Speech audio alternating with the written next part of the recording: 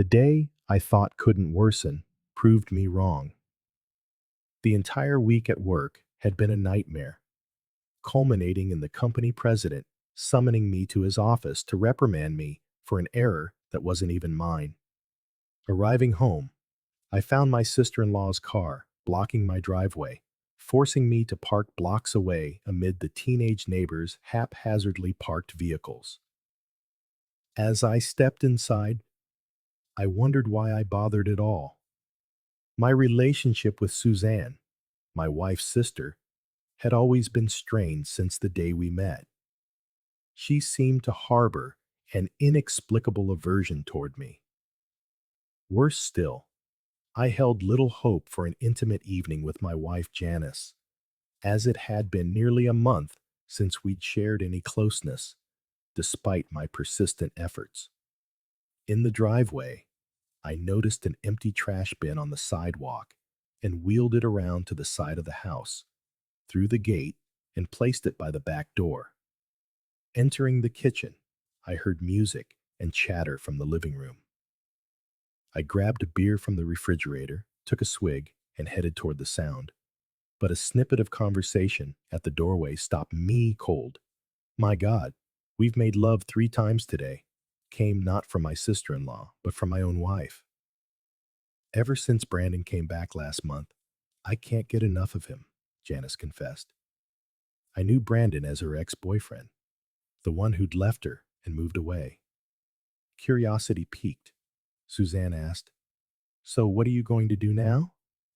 Janice replied, "Brandon wants me to move in with him, so I'm going to get a lawyer and file for divorce. It's a community property state, so I'll get half of everything." I'd heard enough.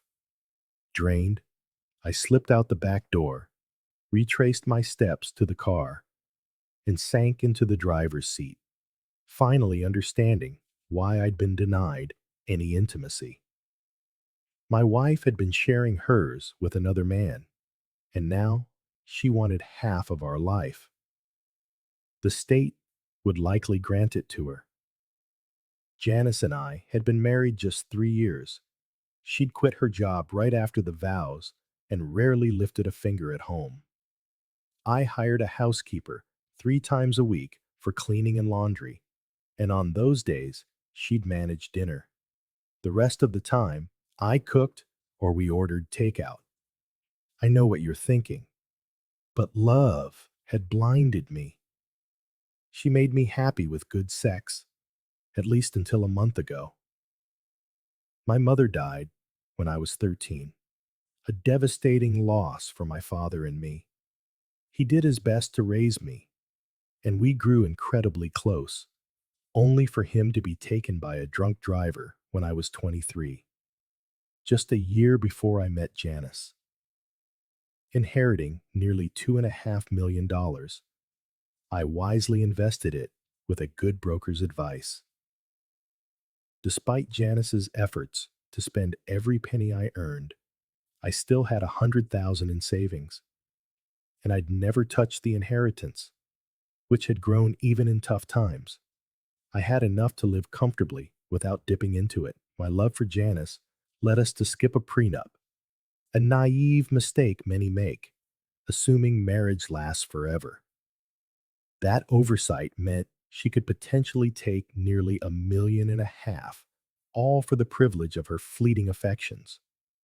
The state seemed all too ready to endorse this legalized exploitation. She mentioned getting a lawyer, so she hadn't served me yet.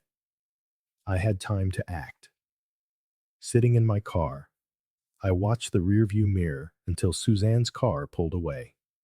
I started the engine, turned around, and drove back. Entering the house, Janice was nowhere in sight, so I headed to the kitchen for another beer, popping the cap and taking a long swig as I pondered my next move. "Oh, there you are, darling," she said, entering the kitchen. "I didn't hear you come in." "Hello, my dear. I just got back." "It's been a long day," I replied with a forced smile, determined to play my part convincingly. I haven't had time to order dinner, she added with a slight pout. I wanted to retort about her day with her boyfriend, but instead said, "It's fine, darling. I'll warm up last night's leftovers." She gave me a sweet smile, kissed my cheek, and announced, "I'm going upstairs for a hot bath." Smiling and nodding, I thought to myself, yes, you need to wash it all away. Once she left, I ate cold fried rice straight from the box and washed it down with two more beers. Retreating to the living room, I settled into my chair and flipped channels, landing on an old John Wayne Western. Janice returned half an hour later, sat on the couch until the film ended, then stood and said she was tired and heading to bed. Yes, tired from your indiscretions, I thought. I told her gently that I'd watch the news and join her later, though my mind was elsewhere, plotting my escape. Knowing I couldn't act until Monday, I endured the weekend, gardening on Saturday and golfing with friends on Sunday. On Monday, I called my broker and liquidated my inheritance portfolio. As a senior executive, I quickly cashed out my 401k, ignoring the penalties. By Thursday, I was ready.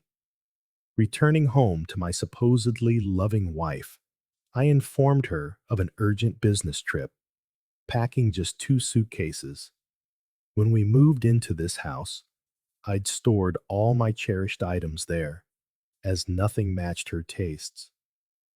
She'd chosen the furnishings, and frankly, I didn't care. The silver lining was that we rented, so there were no financial ties. We'd recently sold my apartment and were house hunting for the perfect one, by her standards, at least. On Friday morning, I kissed her cheek one last time, loaded my suitcases into the Lexus, and drove off without a backward glance. I stopped first at my old friend Jacques's place, a man I trusted implicitly. He was stunned when I proposed swapping titles for his refurbished four-wheel drive. After confiding my situation, an hour later, I was heading west in the new ride. I doubted anyone would trace me to it, and Jacques promised to keep my old car hidden in his garage. For the next 4 days, I paid everything in cash, having canceled all our credit cards to leave no trail. Most of my money was now secure in an offshore account, arranged through my broker with a system for future transfers. I had enough cash stashed in the 4x4 to last a while. The solitary nights in motels were the hardest. In the past week, I'd been too focused on executing my plan to dwell on the personal betrayal. I'd loved Janice. I wouldn't have married her otherwise. I've replayed scenarios in my mind, but ultimately, I couldn't have changed much. Even if I'd known her ex was back, I doubt I could have kept them apart. I've reached two conclusions. She probably never truly loved me, and it was my folly to marry her. On the 5th day of my absence, I found myself in a family diner in a small Montana town, wondering what my so-called loving wife was doing now that she'd discovered her credit cards canceled and our bank account empty. My thoughts were interrupted by an elderly couple at the next table, their conversation drifting over. The man, likely in his 50s, was telling his red-haired wife about needing extra help on their farm, but couldn't afford to hire anyone until their calves were market ready. Even then, finding willing workers at his pay was tough. Finishing my meal, I approached their table, apologizing for eavesdropping but offering my assistance. "I'm sorry for listening in, but maybe I can help," I said.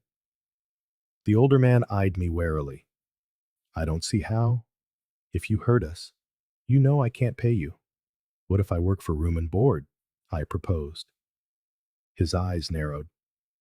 Colleen, excuse us a moment while I talk to this young man outside, he said to his wife. Once in the parking lot, he turned to me.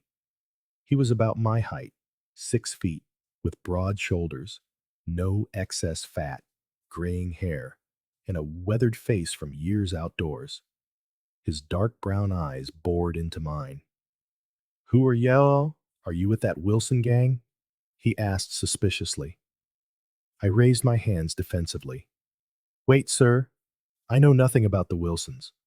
4 days ago, I was living in Texas and drove in this morning. I thought we might help each other. He studied me. If that's true, why would you want to? I can't pay you. What's in it for you? And if you're on the run, we don't need that kind of trouble. I'm probably on the run, as you say, but not like you think, I explained. I told him about my unfaithful wife trying to clean me out and my need for a place to lie low. I haven't stolen or killed anyone. I'm just trying to keep what's mine. If you have a spot for me, I'll work for it. I'll pull my weight, and if I'm no help, I'll leave without a fuss. He scrutinized my face. Son, if what you're saying is true, I'd be a fool not to give you a shot. But I'll tell you straight, the Wilsons are trying to force me to sell my land. They haven't done anything sneaky yet, but I wouldn't put it past them. You might be biting off more than you can chew. I replied that it was a risk I was willing to take. Bill asked if I had ranching experience, and I was honest, admitting I'd spent a few summers with my uncle in Texas, but wasn't a seasoned cowboy. He extended his hand, and we shook. Call me Bill, he said, and I introduced myself. We returned to the restaurant, where Colleen waited. Colleen, this is Carson Jones. He's going to work for us if he's up to it, Bill announced. She stood and offered her hand. Pleased to meet you, Carson, she said warmly, her voice clear with a hint of Irish lilt. Like her husband, she was slim, fit, and exuded a welcoming aura. The pleasure's mine, ma'am, I replied, realizing Bill hadn't mentioned their last name. Buckman. The family name's Buckman, but call me Colleen. Formalities don't hold much water around these parts. I took an instant liking to this gracious woman. Bill suggested we head back to the ranch. Before we left town, he pulled up in front of a general store. Figured you'd want some proper clothes for ranch work, he said, as we both stepped out. Yeah, you're right, I replied, grateful for his foresight. I don't think what I brought will last very long. Inside, the owner greeted Bill warmly. He was clearly a regular. 40 minutes later, I walked out with a week's worth of jeans, work shirts, a sturdy coat, and a pair of Western-style riding boots. It was more than enough to get me started. From the store, it was a 25-mile drive to the main gate, where a wooden sign announced the Rocking Bee Ranch. It was Bill's brand, a rocking bee. Another mile down a private dirt road brought us to the main house. Perched on a hill, the two-story home looked well-maintained and freshly painted. Behind it, I could see a large barn and several outbuildings. The bed of his pickup was partially loaded with bags of groceries, a clear sign of a weekly supply run to town. I parked behind him, filled my arms with bags, and followed him into the kitchen. It took 2 trips to unload the truck. Bill led me out the back and pointed to a small cabin that would be mine during my stay. He mentioned that Sam, the other ranch hand, had a similar one just a few yards away. Sam's out on his rounds, Bill explained. You'll meet him later. After I dropped my luggage inside, Bill waited for me to get a look at the place. It was a single, large room with a bed along one wall, a small table with 2 chairs, a wood-burning stove in the corner, and a compact bathroom with a single stall shower. It wasn't luxurious, but it was clean and a decent place to stay. for now, at least. It gave me hope that Janice wouldn't find me here. When I stepped back outside, Bill was sitting in his pickup. "Hop in," he said. He gave me a tour of the ranch, which covered nearly 6,000 acres. 5,000 of it was relatively flat pasture land, with a few hundred acres set aside for growing winter feed. The back part of the ranch was a different world, hilly and forested, leading up to mountains where a creek flowed, accessible only by horseback. Bill told me he used to have 3 full-time hands, but after some hard times, Sam was the only one left. Sam had been with the ranch for nearly 30 years. They hired extra help only during roundups when it was time to select cattle for market. He dropped me back at the cabin around 5. "By the way," he said before driving off, "I noticed you have a laptop.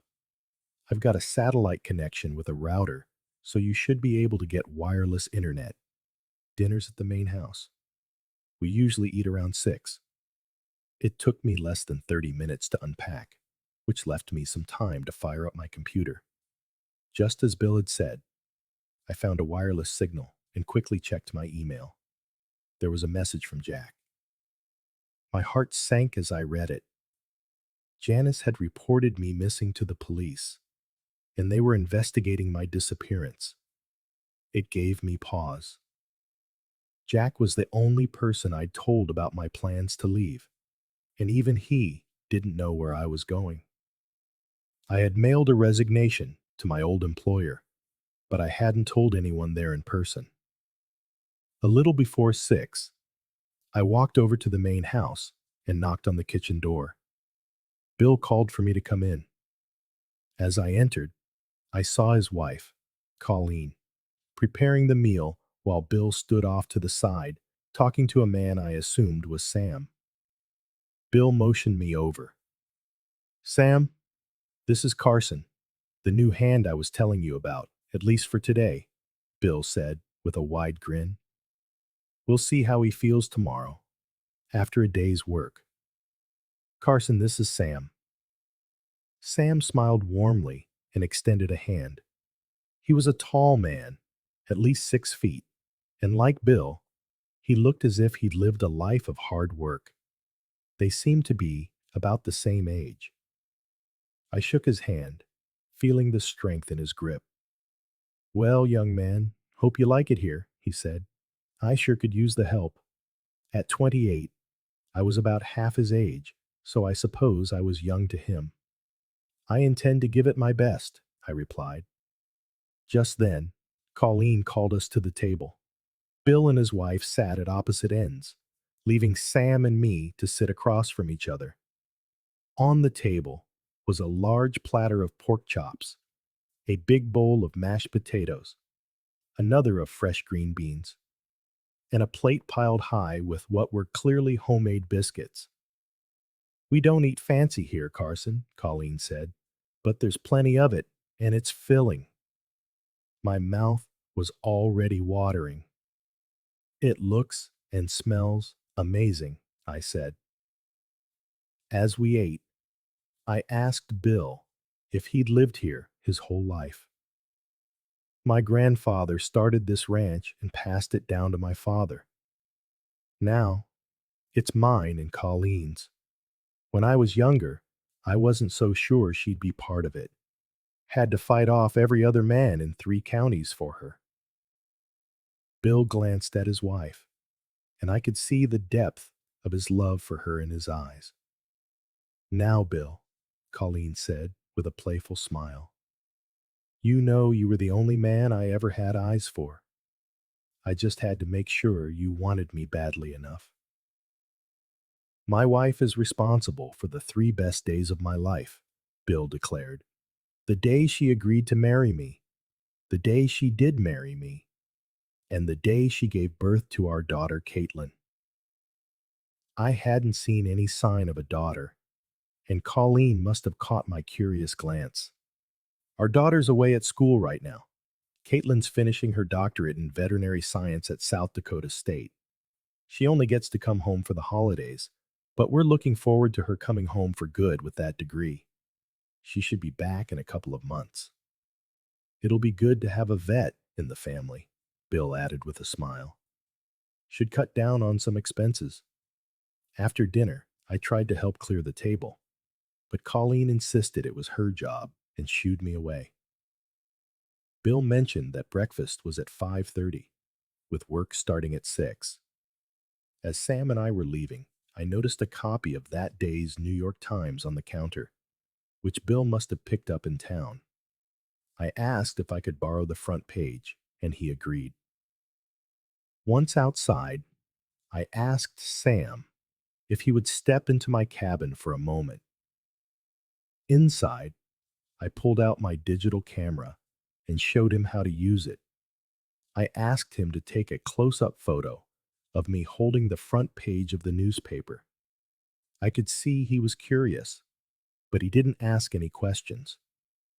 He just asked if I had an alarm clock, and when I assured him I did, he said he'd see me in the morning and left. I uploaded the photo to my computer and attached it to an email with a short note addressed to the police department in my old hometown. The message stated that I was alive and well and had left town of my own free will. Using a national paper instead of a local one would keep my location ambiguous. I sent the email to Jack, asking him to forward the original message and photo to the police from a public computer at a local coffee shop. I gave him my password, hoping this would stop them from listing me as a missing person without creating a trail back to me. I slept soundly that night. The next morning, I was up at 5, showered, and dressed in time to walk with Sam to the main house. Breakfast was a hearty affair of eggs, sausage, hash browns, and toast, with plenty for everyone. Afterward, Bill told Sam to get me started on replacing fence posts up in the hill country. Following Sam to the barn, he pointed out the horse and saddle I'd be using. He watched me closely as I saddled the big brown mare, drawing on the experience I'd gained on my uncle's ranch as a kid. Sam seemed satisfied. We then loaded 2 pack mules with new fence posts and a post hole digger.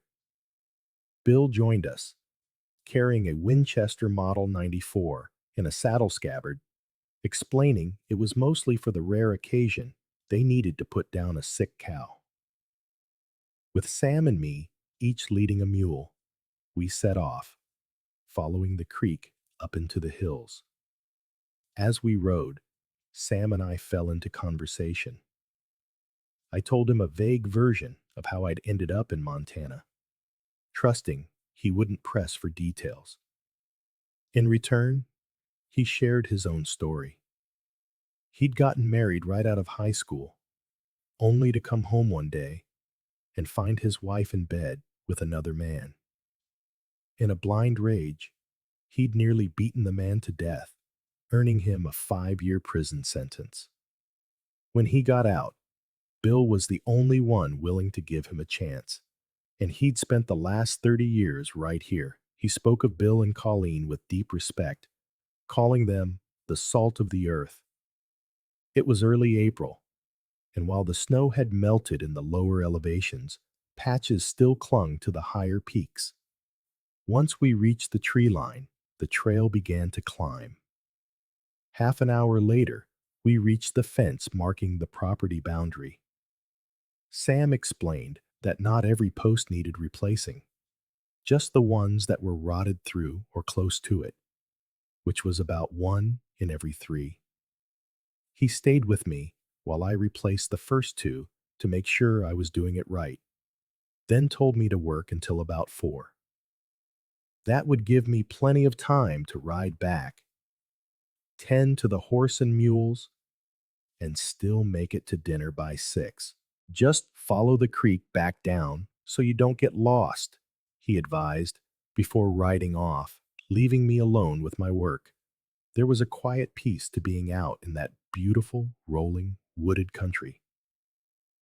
I worked my way down the line, pulling out old posts and setting new ones.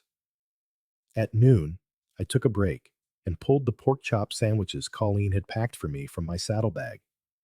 They were just as delicious as they had been the night before. As I ate, a blue jay flitted through the trees. A woodpecker hammered briefly against a trunk, and a white-tailed doe appeared in an opening on the other side of the fence. She stepped forward cautiously until she caught my scent, then snorted and bounded back into the trees, her tail held high like a flag. I finished my lunch and got back to it. My watch alarm went off at 4 o'clock. I noticed I had set all but 2 of the posts the mules had carried. Leading the mules, I followed the fence line back until I found the creek and started my descent. Just before I left the trees, I came across a natural pool where the stream widened. I stopped for a moment to take in the view, thinking it was the most beautiful and serene spot on the entire ranch. Back at the barn, I managed to get the animals unsaddled and fed just in time. As I was finishing up, Sam came in to put his own horse away. He seemed surprised and impressed when I told him I'd set all but 2 of the posts. We both hurried to wash up and change for dinner, which was steak that night. At the table, Bill was clearly pleased when Sam reported on my day's progress. I was so exhausted, I barely contributed to the conversation and excused myself right after dinner to head to bed.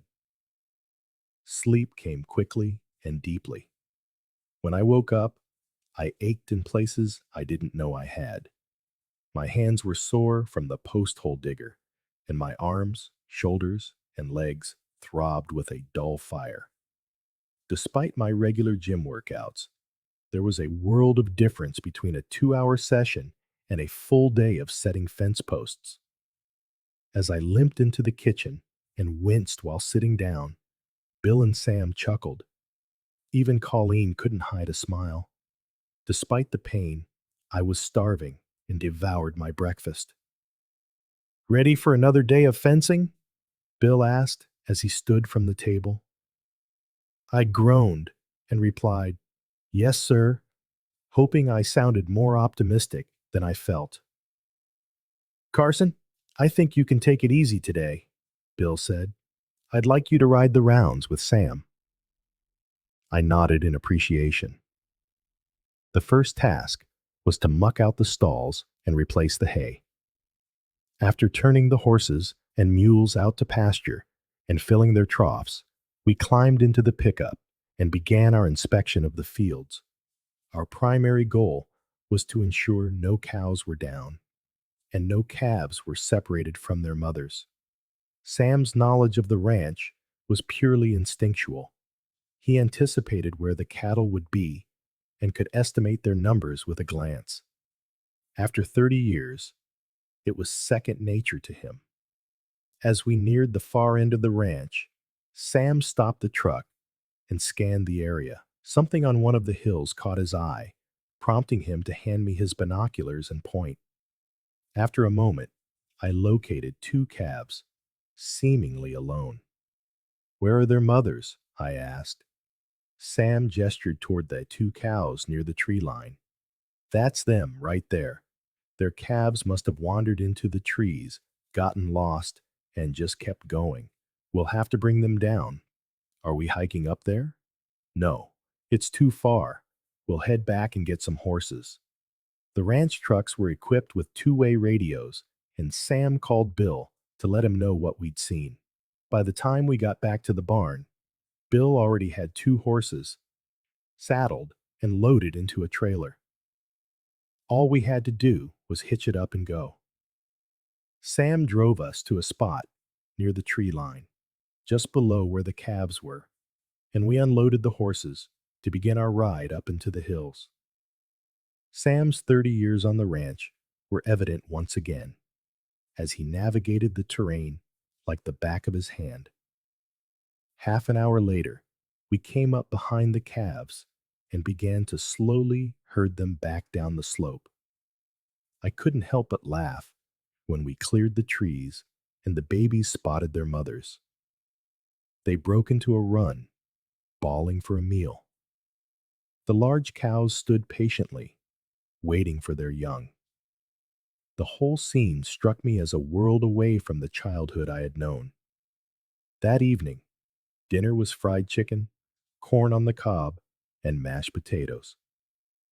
The platter was piled high with perfectly cooked breasts, wings, and thighs. With renewed energy, I talked more than I had the night before and learned about Colleen. Her parents had immigrated from Ireland when she was 5. Her father, fascinated by tales of the Old West, had brought the family to Montana, which explained the faint Irish lilt that still colored her speech. Feeling much better the next day, I went back to replacing fence posts after breakfast. Sam helped me load up the mules, but this time I set out alone. By following the creek, I found my way directly to my destination. The day proved easier than my first attempt, as I had learned a few tricks to make the work less grueling. A little before 4, I set the last post and headed back to the barn. With some extra time on my hands, I cleaned a few stalls before getting ready for dinner. The fourth day, I helped Sam with repairs on some of the outbuildings, and the day after, I was back on fence posts. The next 2 months flew by. I took my turn riding the fields to check on the cattle and found myself in the best shape of my life. We settled into a schedule where Sam took Saturdays and Sundays off, and I had Mondays. I used my day off to do laundry and go into town if I needed anything. I had grown fond of everyone on the ranch. Sam was good-natured and easygoing, and we often sat and talked after dinner. I had a great deal of respect for Bill. He was honest and hard-working, and we got along well. Colleen was very kind to both Sam and me, but I could see she had a fiery spirit. Together, she and Bill made a formidable pair. As the weeks passed, an air of excitement began to build. At breakfast one Friday, Colleen informed me that her daughter would be home in a week. That day, it was my turn to take a horse and ride the timber line, checking for any cattle that might have strayed into the hills. A little after 4, I made my way to the creek and followed it to the pool below the waterfall. I dismounted, pulled off my shirt, and knelt by the water. Soaking my bandana in the cool stream, I washed the sweat and dust from my face and neck. A horse's nicker from downstream drew my attention. I looked to my right to see a horse and rider approaching. At first, I thought it was Colleen, but I quickly realized it was a younger version of her. This beautiful woman, with the same crystal blue eyes and fiery red hair as her mother, could only be Caitlin. She rode up and stopped a few feet away as I stood to face her. Her eyes lingered on my bare chest, where 2 months of hard labor had defined every muscle. "Who are you, and what are you doing on this property?" she asked, her tone imperious. "Name's Carson, and I work here," I replied. "I don't believe you. My father told me he couldn't afford another hand." Despite her beauty, her unfriendly tone was starting to grate on me. "Yeah, I heard that too. I guess that's why I'm laughing all the way to the bank each payday." Caitlin shot me a glare, spun her horse around, and kicked it into a canter. I chuckled, pulled my shirt back on, mounted my horse, and continued toward the barn. Later, I learned there had been a miscommunication. Her parents thought she was coming home the following week. Instead, she had arrived just a few hours after I'd left that morning, much to their surprise. She had spent the day catching up with them before deciding to go for a ride to her favorite spot, the waterfall. I suppose after 2 months, I was old news, and Bill and Colleen had simply forgotten to mention me. As I rounded the barn, I saw the back of the redhead disappearing inside. I dismounted and started to lead my horse in. Caitlin must have been looking for her father and finally found him. I could hear her sharp voice clearly. "Who was that man at the waterfall?" she demanded. Bill paused for a moment. "That must have been Carson," he answered. "He said he works here. But you told me you couldn't afford another ranch hand." "Well, he's right. He does work here. As for his pay, I don't believe that's any of your business. I do still own this ranch. Dad, he said you pay him so much he laughs all the way to the bank." "Shh," sputtered. Just then, I stepped into the barn. Caitlin had her back to me and didn't see me enter, but Bill did, and a slow smile spread across his face. "Is that right, Carson?" he said, looking at me. "If you think you're being overpaid, I can certainly fix that." Caitlin spun around and glared at me. I took off my hat with one hand and scratched the back of my head with the other. "Now, I wouldn't want to take advantage of you, Bill. How much of a pay cut are we talking about?" At that, both Bill and I burst out laughing. Caitlin just stared at us, missing the humor completely. "Honey, just so you can get that bee out of your bonnet," Bill said. "Carson is staying in the cabin next to Sam's." "And what else?" she demanded. "That. And he gets to eat your mother's fine cooking." "So you're saying you don't pay him? Why would he work for nothing?" she persisted. "He has his reasons, and they're not mine to tell," Bill said. "Working for a chance at your mother's cooking is worth a whole lot," I added. "I don't think she'd appreciate you calling it nothing." Caitlin gave me one last withering look and stormed out of the barn. Bill just shook his head. "She reminds me so much of her mother when she was young. Never thought I'd be able to tame Colleen either." At dinner that evening, Caitlin joined us, sitting next to Sam across the table. She shot me another sharp glance as I entered the kitchen. I waited until everyone had filled their plates before I spoke. "Your mother mentioned you finished your doctorate in veterinary medicine," I said pleasantly. "I did," she replied curtly, not looking up. "Sam says there's only one other vet in the area, and he's over 50 miles away. I'm sure you'll be a real asset to the folks around here." Caitlin looked up at my compliment, and I thought I saw her eyes soften just a fraction. "Yes, that's Doc Harrison," Colleen said. "He has more business than he can handle." "I agree with you, Carson. Our Caitlin will be able to provide a wonderful service." For the rest of the meal, Caitlin spoke with her parents and with Sam, who had been on the ranch since before she was born. She didn't address me directly again, and I kept quiet. It was her homecoming, and I knew they all wanted to catch up. As soon as I finished eating, I excused myself for the night. Back in my cabin, I checked my emails and saw one from Jacques.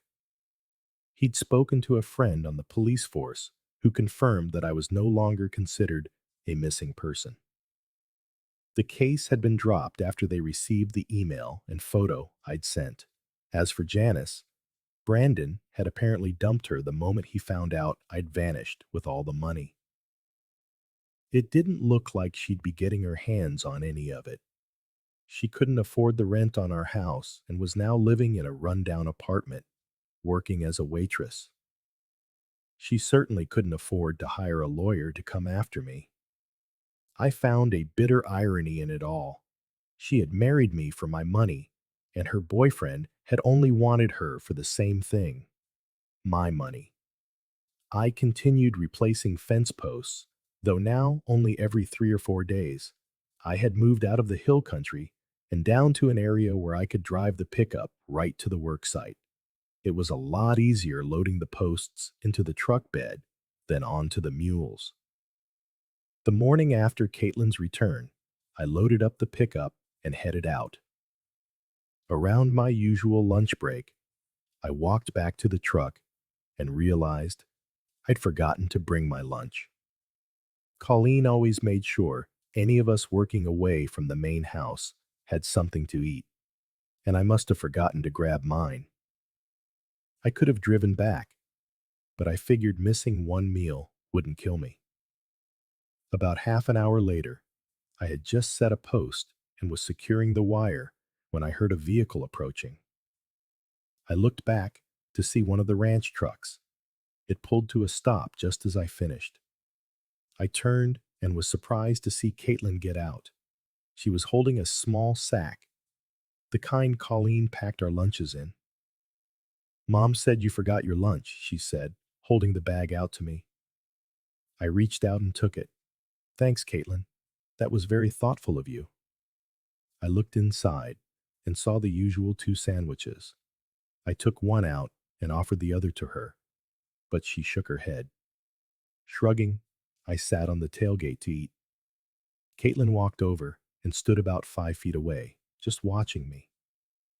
Why are you here? She finally asked. I looked over at her and decided to have a little fun. You can't tell anyone, I said, my voice low. I robbed a bank and stashed the money.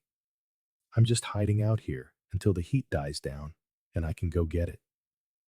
Her eyes widened for a second, then narrowed into a glare. You're a real clown, she breathed, and turned to leave.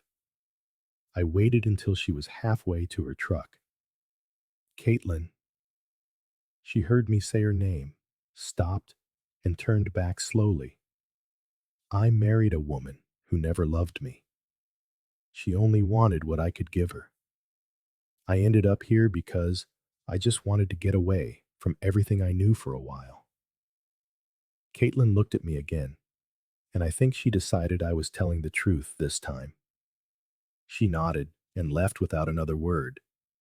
As she walked away, I thought about what her father had said about her mother being just like Caitlin at that age.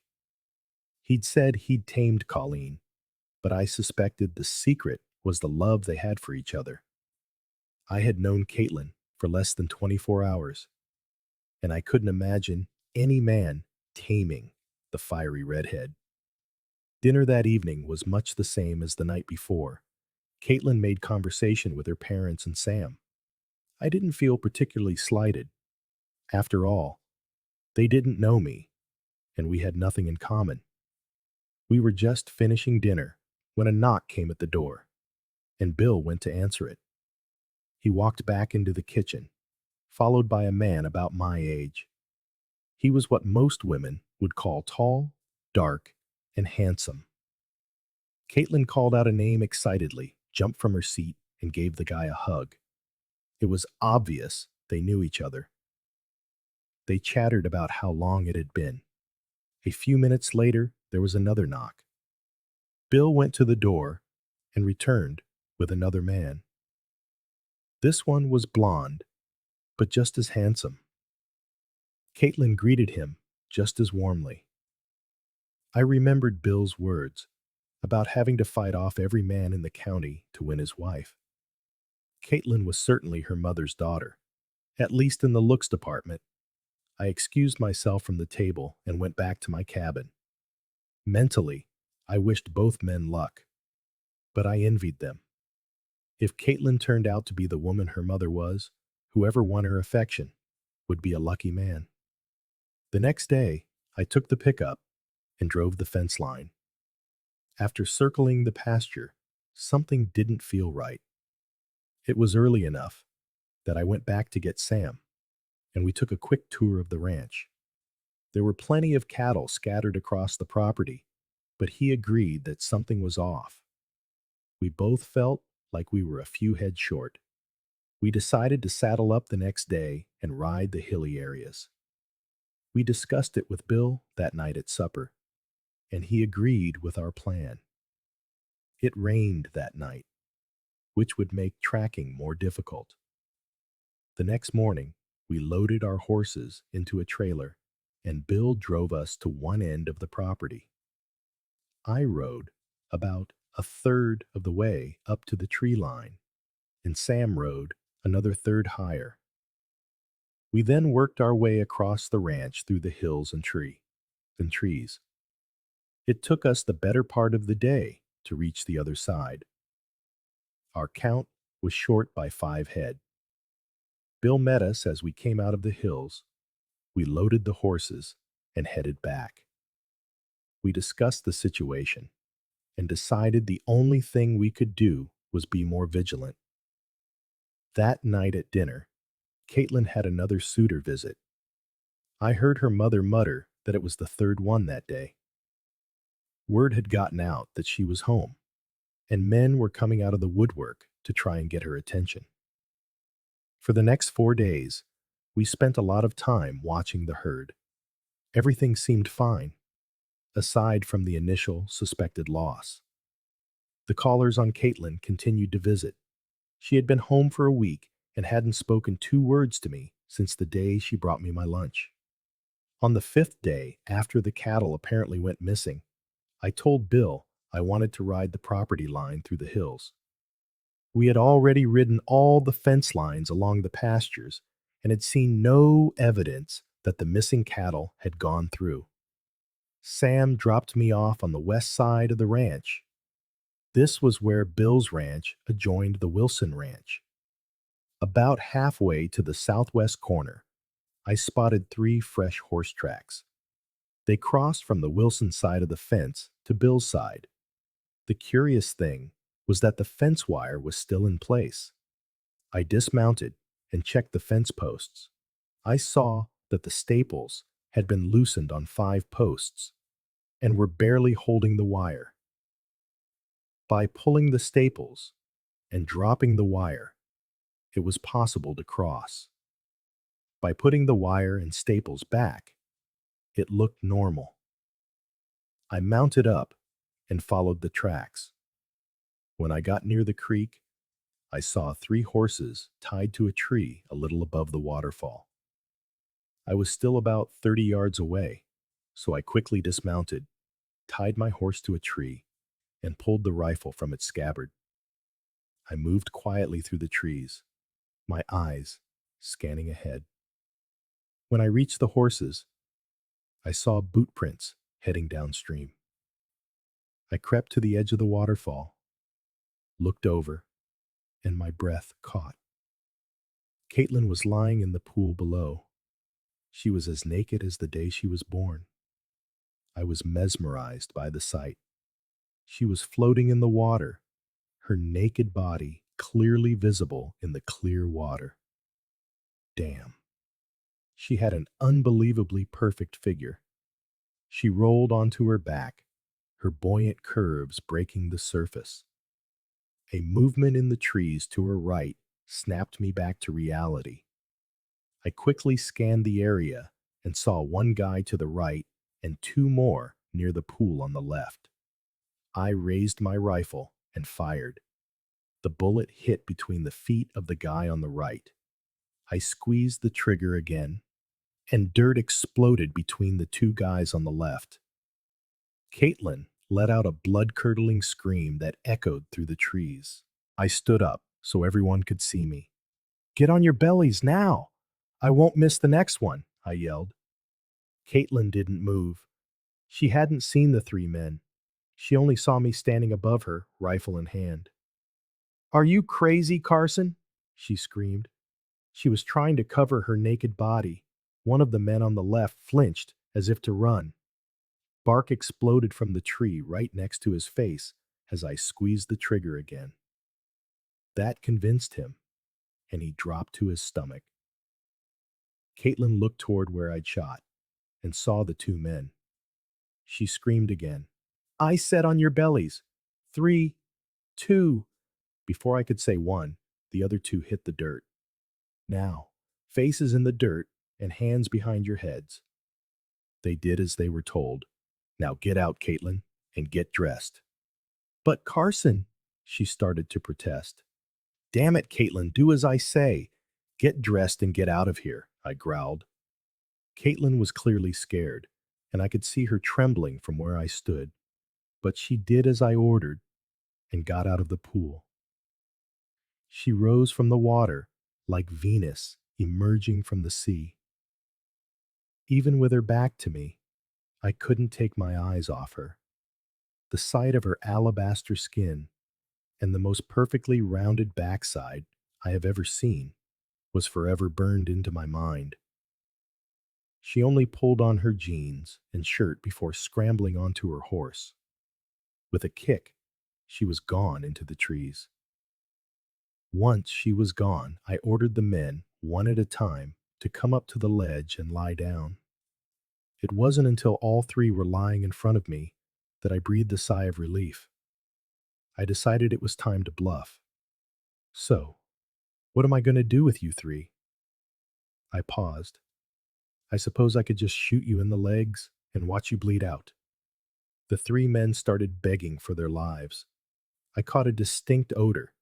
At least one of them had pissed his pants. Even if I spare you, Caitlin's father will deliver his own justice when I tell him what you had planned for his daughter. Unless, of course, you have a more convincing confession for the sheriff. Something like cattle rustling. It might land you in jail, but at least it'll guarantee you live to see it. The smallest of them broke. We did it. We took the cattle. Wilson put us up to it. Another one hissed, "Shut up."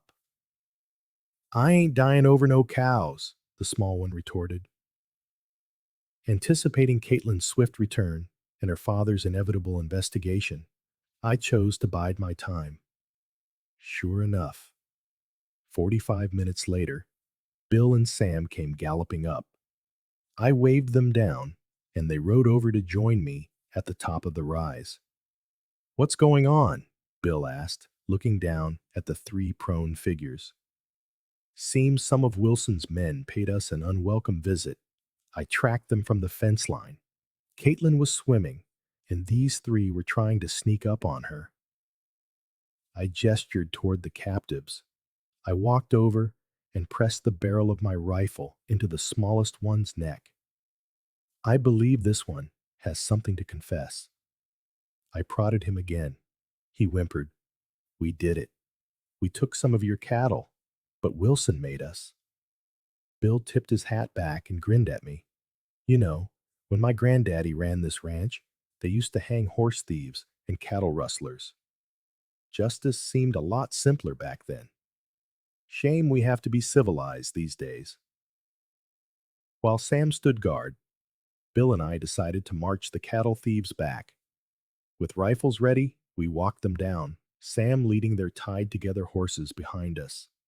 When we reached the buildings, we herded the thieves into the barn, putting them in separate stalls where we could watch them. Bill went into the house to call the sheriff, while Sam and I stood guard. Within 30 minutes, the sheriff's car came speeding up the mile-long drive. Bill and I met him and filled him in. I suggested we bring the small one out for the sheriff to question first, and he agreed. I promptly retrieved my prisoner, easily identified by the pungent, fear-induced smell. At first hesitant, the little thief soon began to talk. "It seems, Bill, we're looking at a simple case of trespassing," the sheriff remarked. "Honestly, it's a bit of a waste of my time. I suppose I could just leave them in your hands, forget I ever saw them, and let you handle things." The frightened thief's eyes widened, and suddenly, the whole story came pouring out. It didn't take long for the sheriff to get the truth and call for backup. Soon, a convoy of sheriff's vehicles was entering the vast Wilson Ranch. Despite its 16,000 acres, the deputies located the spot the thief described, discovering nearly 100 stolen cattle bearing the Rocking Bee brand. By the end of the day, Wilson and his cronies were in jail. Amid the commotion, it was well past 9 by the time we sat down for dinner. Caitlin, though at the table, kept her eyes fixed on her plate. "What were you doing up there anyway?" Bill asked Caitlin, as he hadn't had a chance to talk to her. I was just taking a swim. I didn't think anyone would be spying on me, she said, shooting an accusatory look my way. First of all, Caitlin, I wasn't spying on you. I followed their horse tracks to the creek. Second, think about what might have happened if I hadn't been there. I doubt those three were planning a picnic when they saw you swimming naked. Caitlin's face flushed red. It's a good thing you came along when you did, Carson, Colleen remarked. I hate to think what might have happened. The conversation shifted, and we quickly finished our meal, knowing we had an early start the next day. As I was leaving the kitchen for my cabin, Caitlin called my name. I stopped and waited. So, she said sharply, did you enjoy the view today? Expecting gratitude, it turned out, was too much to hope for. Let's just say I'd be lying if I said it wasn't breathtaking. Caitlin huffed and spun on her heel, stalking back toward the house. I stood there, shaking my head, accepting that something about me just seemed to get under her skin. The next day, Bill had to go to town to formally press charges against Wilson. Returning the stolen cattle to their rightful place was going to take several days. The prosecutor needed to document the case thoroughly first. In the meantime, Sam and I spent the day touching up the paint on some of the outbuildings. We ate lunch in the kitchen, but Caitlin chose not to join us, a decision that suited me just fine. Bill returned in the early afternoon, but waited until dinner to update us on the situation. He explained that since it wasn't a capital case, Wilson and his accomplices would be released on bail. While he didn't expect any more trouble, he advised us all to remain vigilant. Bill then glanced at his daughter with a mischievous grin.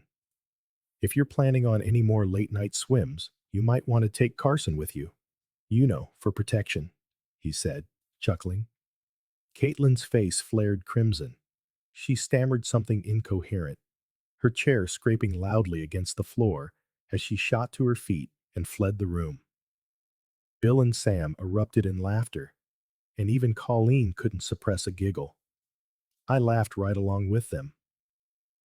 After the laughter subsided, we returned to our meal. Bill continued his good-natured teasing. I really want to thank you, Carson. Wilson could have seriously jeopardized the ranch's financial situation. You're worth every penny I pay you. We all shared another laugh. 3 days later, Bill got the word that he could retrieve his cattle. We loaded 3 horses into a trailer and with a sheriff's escort, drove over to Wilson's Flying W Ranch. Colleen came with us to drive the truck and trailer back once the horses were unloaded. Then, Bill, Sam, and I began herding the cattle toward his ranch. It felt like something out of an old western, the 3 of us driving the herd across the open land.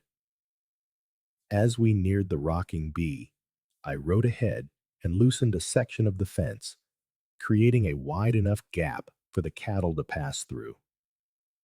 Once we were sure all the livestock were back where they belonged, we secured the fence and rode back to the main house, a quiet satisfaction settling over us. Meanwhile, Caitlin had applied for her veterinary license. With the approval process typically taking 45 days, she was limited to caring for the animals on her father's ranch for the time being. I'd see her around the property and, of course, at mealtimes. Despite her continued silence, if I managed to catch her eye, I'd give her a big grin and a wiggle of my eyebrows, which was always enough to make her blush. 2 weeks after the waterfall incident, we happened to be in the barn at the same time. Done any swimming lately? I joked, giving my eyebrows a suggestive waggle. Caitlin stalked toward me, stopping just inches away, her eyes flashing. Why are you such an asshole? She spat. I shrugged, a smile playing on my lips. Why are you such a bitch? I retorted. Her right hand shot toward my face, but I reacted quickly, catching her wrist before it could connect. Undeterred, she tried with her left, but I caught that one too. I twisted both her hands behind her back, pinning them and forcing her body flush against mine. Slowly, I lowered my face to hers, stopping when our lips were only inches apart. Caitlin stared back with wide eyes, but she didn't struggle to break free. If you were mine, I'd put you over my knee and spank that pretty little ass of yours, I murmured. Caitlin let out a sharp breath. You wouldn't dare, she challenged, trying to pull away. Suddenly, I released my grip. She stumbled backward, landing hard on her cute little butt. It's not that I don't dare, I said, my voice low. I just got rid of one woman who couldn't give a damn about me. I'm not about to waste my time on another. Usually, Caitlin was the one to storm out. This time, it was my turn. I left the barn, leaving her sitting on the floor, speechless. I didn't see her again until dinner.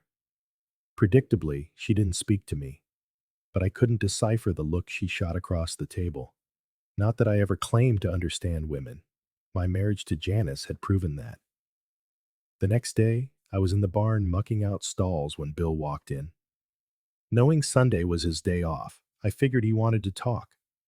I wondered if Caitlin had told him about yesterday's incident, and if he was here to ask me to leave. I stopped my work as he approached. Heard you and Caitlin had a little run-in yesterday, he remarked. That answered my question. I could see a twinkle in Bill's eye, though. Yeah, I guess you could say that. It was probably my fault, I admitted. Maybe, maybe not. I think her problem is she doesn't know what to make of you. First, she thought you were up to something. Then, you became the hero who saved her and the ranch. What she can't figure out is why you aren't chasing after her like every other young buck in the county.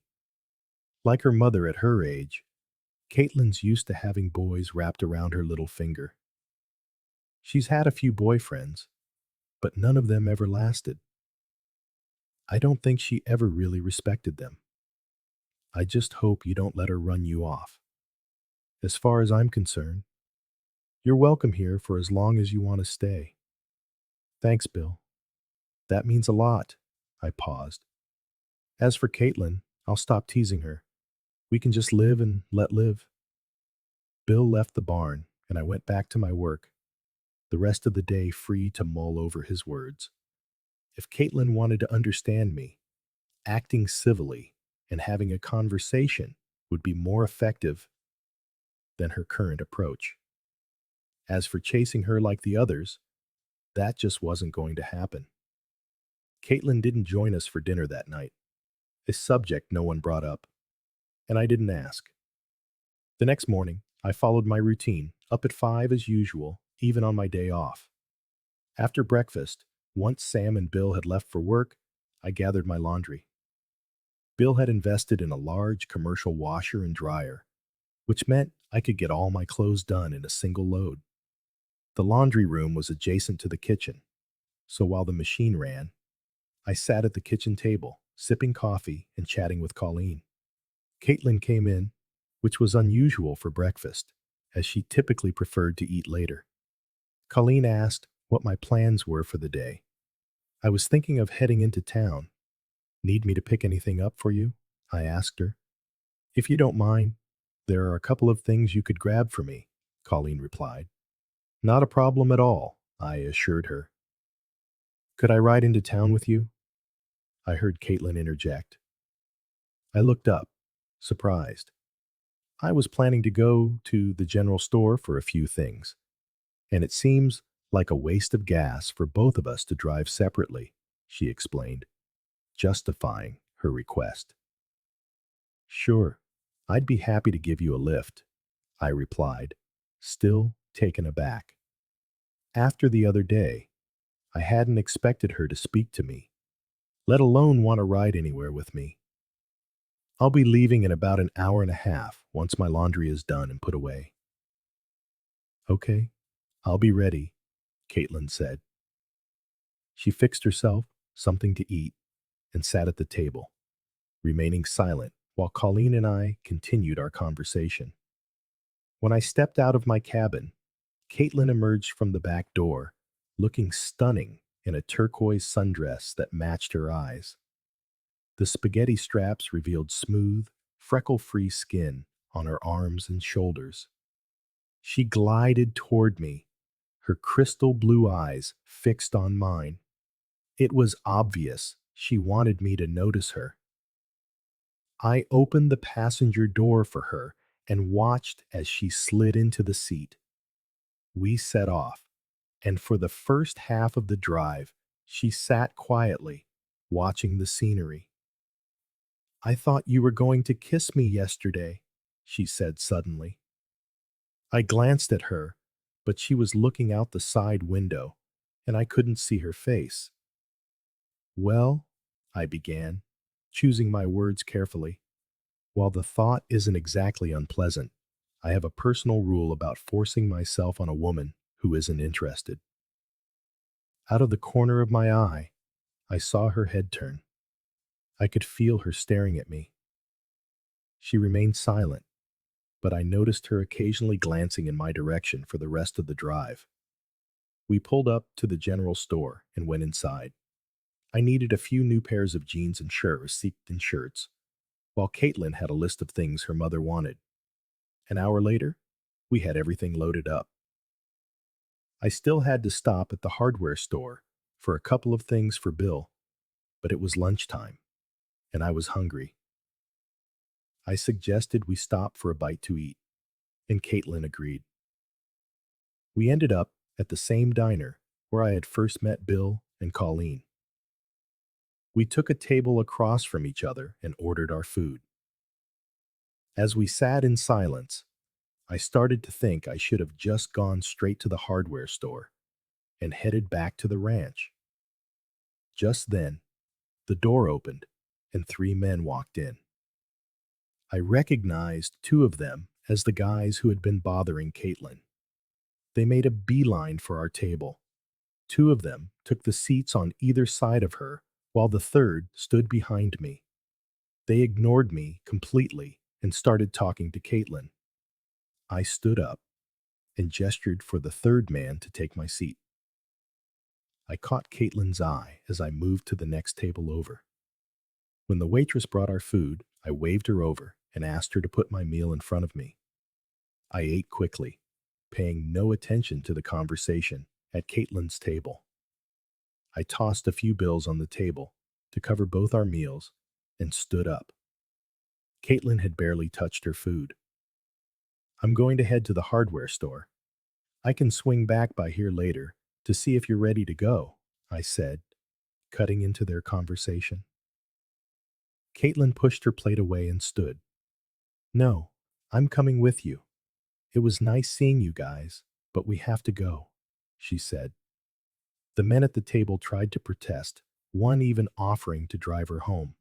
She refused and followed me out to the 4x4. She was seething as we drove to the hardware store, and she stayed in the vehicle while I went inside. The silent tension persisted as we drove back to the ranch, turning off the highway and onto the long, mile-long drive. Why did you do that? She finally asked. Do what? I replied, unsure what she was referring to. Move to the other table, she clarified. Oh, that. I figured you'd rather spend time with your friends. Besides, I had no interest in getting caught in the middle of their competition for your attention. You really are an asshole, she snapped. Wisely, I kept my mouth shut. I had no desire to be fending off slaps while I was driving.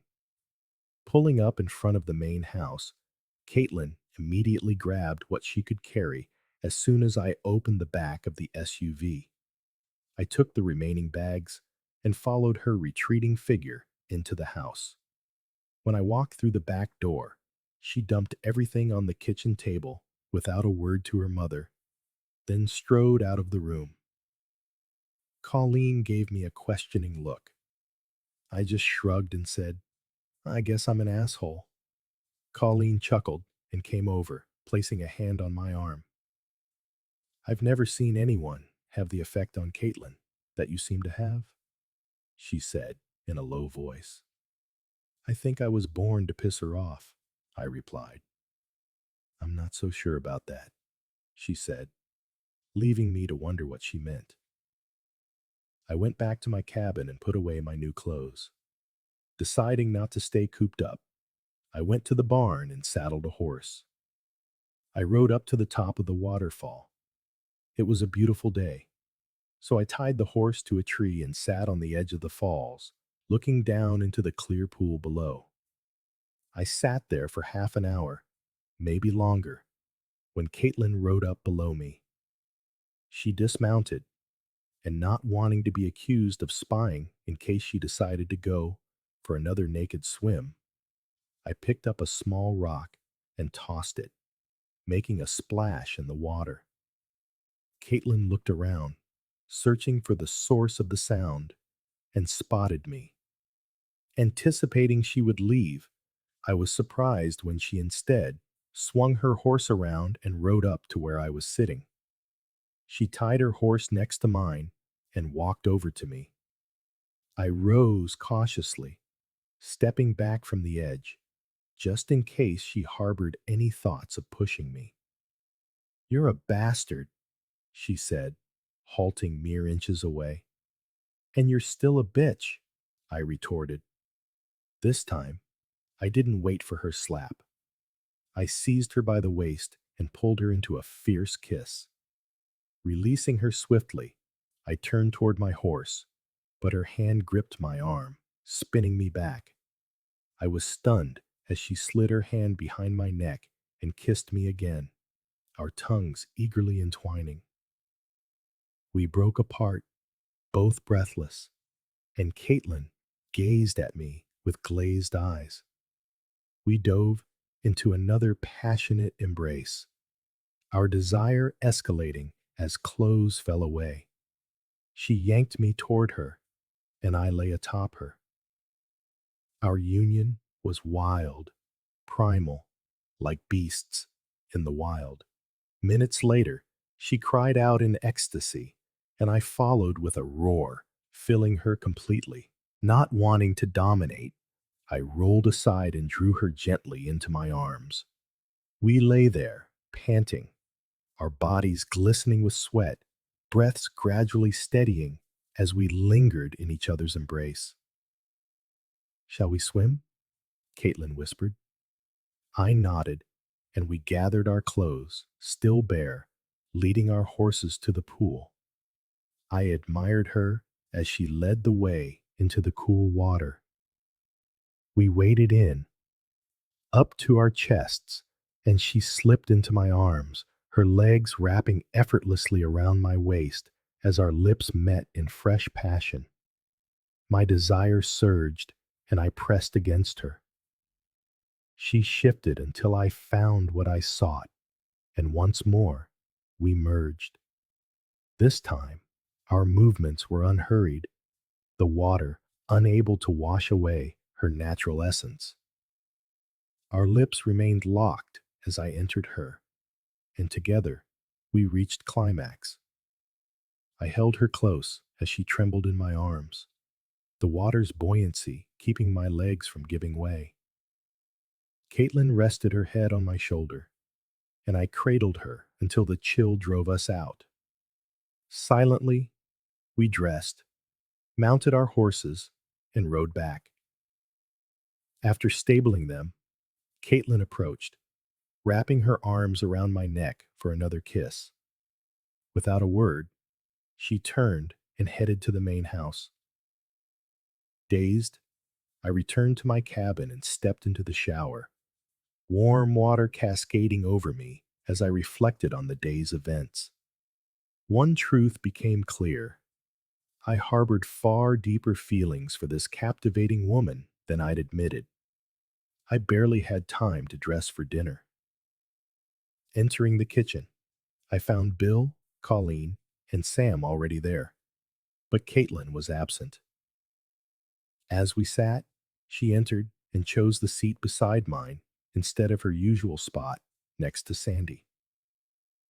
Bill and Colleen exchanged glances, while Caitlin simply smiled warmly.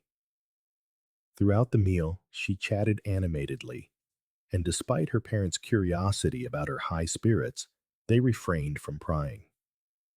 After dinner, Caitlin helped her mother clear the kitchen, while Sam and I retreated to our cabins.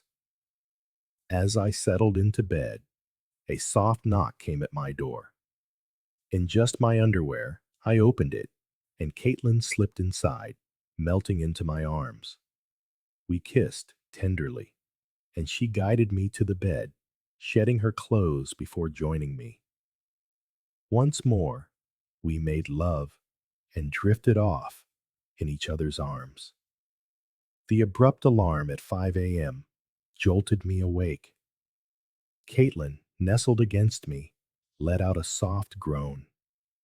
Reluctantly, I extricated myself, flicked on the bathroom light, dressed for the day, and planted a gentle kiss on her head before slipping out. At breakfast, I couldn't ignore Bill and Colleen's probing stares, wondering if they knew of their daughter's nocturnal visits.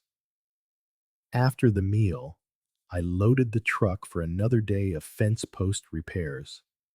Working alone on the ranch left ample time for reflection. My thoughts wandered to my recent past, amazed that only 3 months had passed since leaving my wife. It felt like an eternity.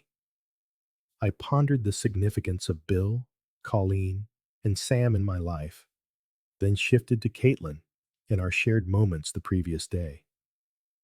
I contemplated the possibility of finding the kind of enduring love her parents embodied. At lunch, I realized I'd forgotten my meal again. As that thought crossed my mind, I heard a truck approach. Caitlin leaped out, bag in hand, and threw herself into my arms for a passionate kiss. Mom said you forgot your lunch, she laughed. Ignoring the food, I drew her close for another fervent embrace. Though I set fewer posts that day, I certainly planted mine in her multiple times. Amid our passionate interludes, we talked. I shared details of my old life, recounting how my ex-wife had betrayed me. Caitlin confessed her fear that I might leave. Caitlin, all I can say is, I'll only go if you ask me to, I reassured her. She eventually headed home, and I finished my work. After showering and changing, I found her in the kitchen when I entered, once again taking the seat beside mine. Mid-meal, a knock sounded at the front door. Bill answered and returned with the same man who'd first called for Caitlin. She sat still, her expression unreadable. I was wondering if you'd like to go for a drive, he offered. In these parts, a drive was code for a date. I appreciate the offer, Caitlin replied, but I don't think my girlfriend would approve. She leaned over and kissed my cheek. The man flushed, stammered, and hurried out. With that, our relationship was out in the open. I glanced at Bill and Colleen, seeing smiles of approval, and even Sam grinned widely. We were officially a couple. In the days that followed, Caitlin received no more visits from local suitors. She'd made her status clear. I found a way to help with her veterinary ambitions. She needed a loan for equipment, but the bank hesitated without collateral, and she dreaded asking her father to risk the ranch. I suggested giving me a few days. I might have a solution. I contacted my offshore bank and set up a dummy lending company.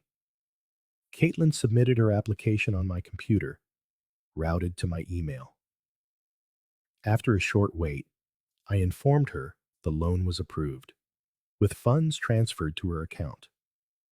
She was thrilled but puzzled by the mere 2% annual interest rate. I explained It was from a nonprofit group backing community contributors. I could have just given her the money, but I knew her pride wouldn't allow it. She'd earned her degree through hard work and was determined to succeed on her own merits. Once licensed, she bought a customized van as a mobile clinic, stocked with medical tools. Word spread quickly, and local ranchers sought her services. Caitlin spent many nights in my cabin, and though Bill and Colleen were aware, they didn't object. At 27, she was old enough to choose her path. 3 months later, Wilson and his crew faced trial. The case was straightforward. The smallest accomplice cooperated and got 2 years probation. The other 5 received 5 years each, while Wilson, as the mastermind, was sentenced to 10 years and a $50,000 fine. With Wilson incarcerated, I investigated his ranch and learned he was single, with no family nearby and no one left to manage his property. This sparked a new plan, but first, I had to finalize my divorce. I couldn't stomach Janice getting half my assets. I turned to my friend Jacques for help, calling him to negotiate. He contacted Janice, offering her $50,000 for a clean break. She played innocent at first, demanding answers. But when he revealed I knew of her affair with Brandon, she caved. Still a struggling waitress, she accepted. To proceed, I flew back to Texas and hired a lawyer. Caitlin wasn't thrilled about my departure, but I explained it was to close that chapter and promised I'd return. I left my 4x4 in long-term parking, though she insisted on driving me and being there for my return, which eased her worries. Arriving on Sunday, Jacques picked me up, and I stayed with him and his family, calling Caitlin nightly. By Friday, the paperwork was done. Jacques took Janice to my lawyer. She'd get $10,000 immediately and $40,000 more once finalized. She signed, and that was that. I never faced her. Realizing I had sentimental items to retrieve, family heirlooms, yearbooks, and mementos, I rented a moving truck and loaded it all. Caitlin was initially confused when I said I wasn't flying back, but once I explained I was bringing everything important, her enthusiasm grew. The 600-mile drive took 3 grueling days, and I arrived at Rocking Bay Ranch on Tuesday evening to a warm welcome. That night, Caitlin greeted me enthusiastically until dawn, when we finally collapsed, exhausted. With that phase complete, I turned to the rest of my plan. I visited Wilson's prison multiple times to convince him to sell his ranch. He was reluctant at first, but I laid out the facts. He'd be locked up for at least 7 years. His property would decay without care, and he'd face ostracism upon release. Faced with ruin, he agreed, giving him a fresh start post-sentence.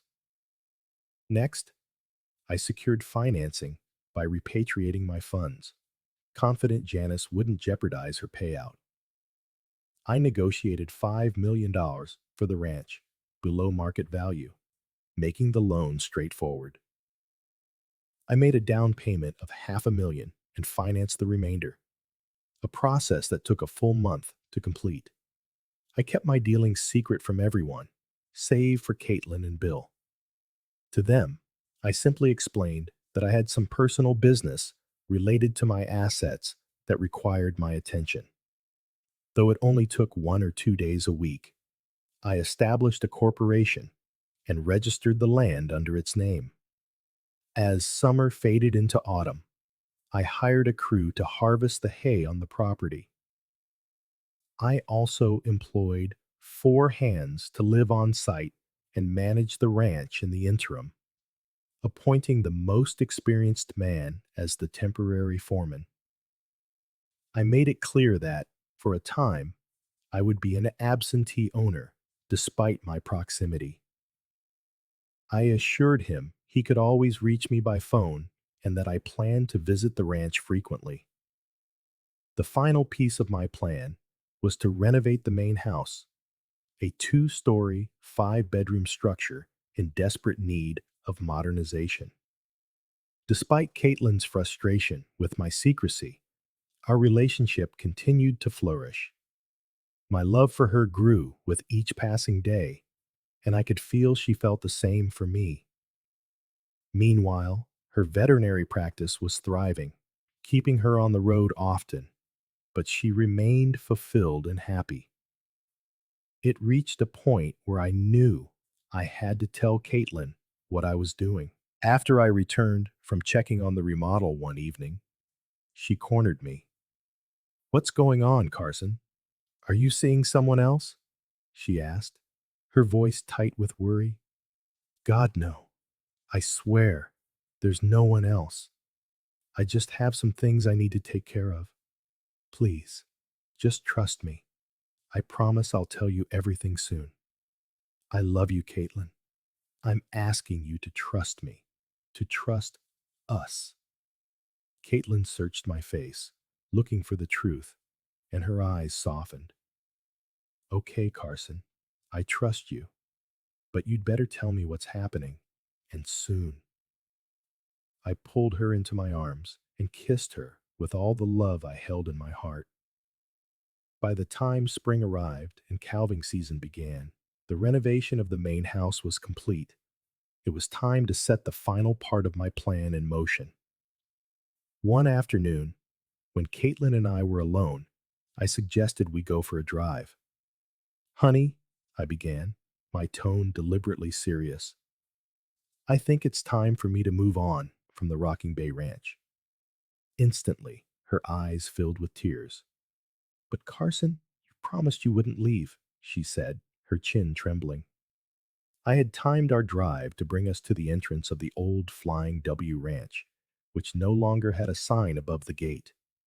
I made the turn and started down the private drive. "I didn't say I was going far," I said softly. Caitlin looked around, utterly confused. I wasn't sure she'd even heard me. "Carson, what are we doing on the Wilson property?" I held my answer until we pulled up in front of the main house. "Come on, I want to show you something." I got out of the truck and walked around to open her door. Taking her hand, I led her to the front door and unlocked it. "Carson," she hissed, "what are you doing? We could get in serious trouble for this." "Relax, honey. This ranch doesn't belong to the Wilsons anymore. Let's take a look around. I want to see what you think of the house." Caitlin gave me a look, shaking her head, but she let me guide her inside. I took her upstairs, through each of the bedrooms, and then back down. We walked through the large living room, a beautifully paneled study, two rooms set up as home offices, and finally, the kitchen. I could see by the look on her face that she adored the new kitchen.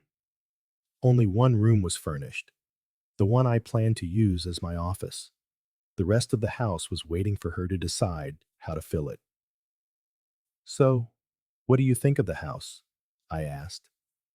"It's beautiful," she replied. "Do you think you could live here?" "Damn it, Carson, what is going on?"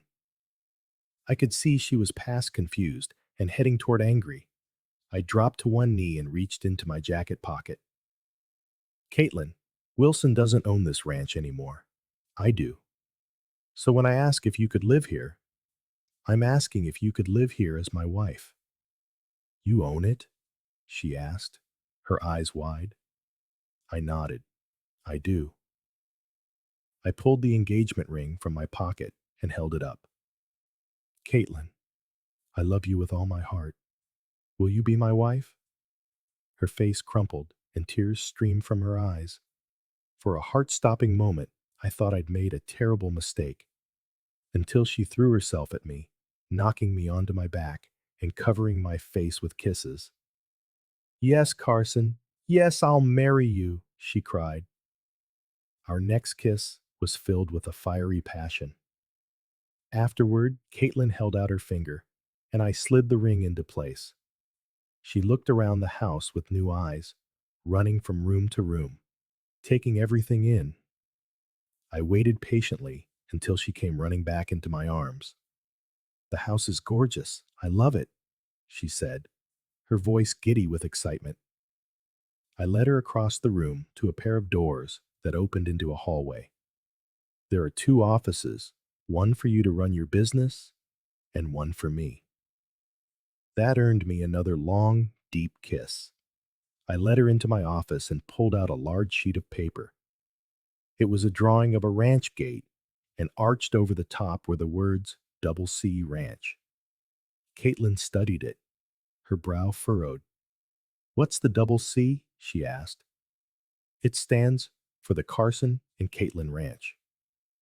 I watched the realization dawn on her face. Oh my God, it's perfect, she shrieked. She started pulling at my clothes, and I helped her out of hers. Once she was naked, I lifted her onto the desk, and right there, we christened the office with our love. In the days that followed, we made love in every single room of our new home. Once we had recovered and dressed, I told Caitlin it was time to go tell her parents. She was so happy, I think she floated all the way to the truck. We arrived back at the rocking bay a few minutes after 6, finding Bill, Colleen, and Sam already in the kitchen for dinner. We walked in together, and Caitlin held up her left hand. We're getting married, she announced. Colleen leapt from her chair and ran to hug her daughter, while Bill and Sam came over to shake my hand and slap me on the back. My future mother-in-law then gave me a warm hug, while Caitlin embraced her father and brother. When things finally settled down, we all sat down to eat. Caitlin waited until everyone was nearly finished with their meal. Of course, this means we'll be moving out, she said, as nonchalantly as she could manage. What?